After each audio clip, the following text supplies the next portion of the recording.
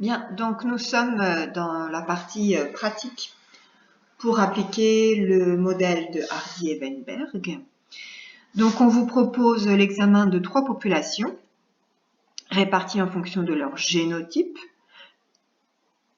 concernant un caractère particulier qui est un marqueur des groupes sanguins.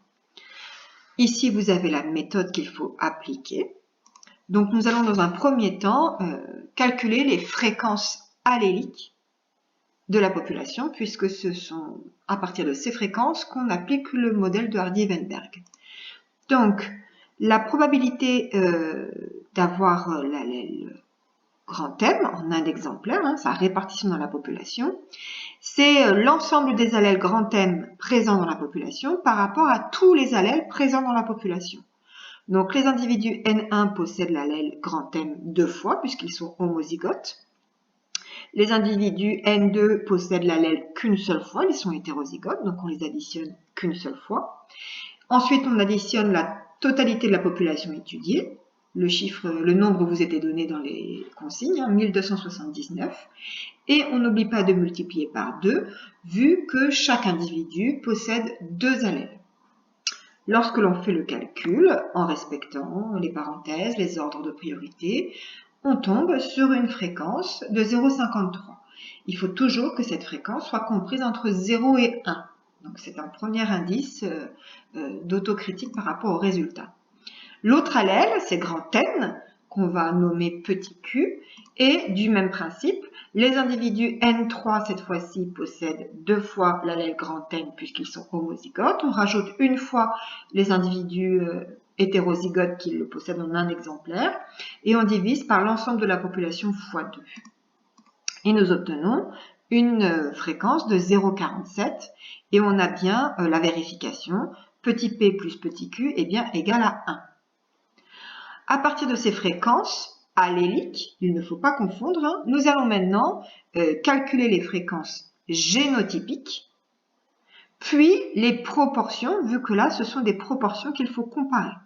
Donc, c'est le modèle de Hardy et Weinberg qui nous indique les fréquences génotypiques, si le modèle est respecté. Donc, premier génotype homozygote P carré, deuxième génotype homozygote Q carré, et la fréquence d'être hétérozygote dans la population, elle est de 2PQ.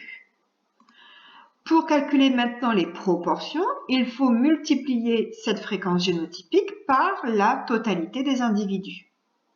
Attention, on ne multiplie pas par 2 cette fois-ci cette totalité, parce que là on parle d'individus et non plus d'allèles. En faisant le calcul, en mettant bien au carré le petit p, on obtient 359 pour les homozygotes grand M. Pour les hétérozygotes, on est sur 2PQ pour la fréquence génotypique, et on obtient, en respectant les ordres de priorité, 637 individus. Et pour la proportion des homozygotes grand N, Q carré multiplié par l'ensemble de la population, on arrive à 283.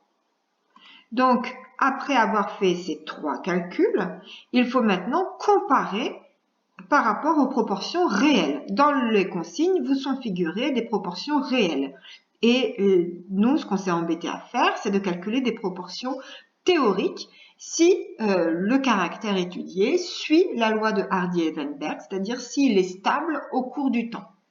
Et donc, en comparant pas à pas, on est de l'ordre de l'unité pour des différences. D'accord? On n'a pas pile le même nombre, il est vrai, mais on a la même dizaine. Et il faut se référer à la dizaine pour comparer. Donc, 363, 359, on a bien moins d'une dizaine d'écarts. 637, 634, 283, 282. On peut considérer, et donc c'est à vous de l'écrire, que les proportions génotypiques théoriques sous l'équilibre de Hardy et Weinberg sont quasiment identiques à celles observées dans la population. Et donc on en conclut que la population étudiée pour ce gène-là respecte les conditions de l'équilibre. Et donc dans ce cas-là, la dernière consigne de la recette de cuisine là ne s'applique pas puisqu'il y a concordance entre les deux proportions. À vous maintenant de faire le même exercice sur cet exemple-là où je vous indique que les proportions ne sont pas à l'équilibre. Et donc, il va falloir ensuite rechercher la cause, en tout cas essayer de la trouver à l'aide du document.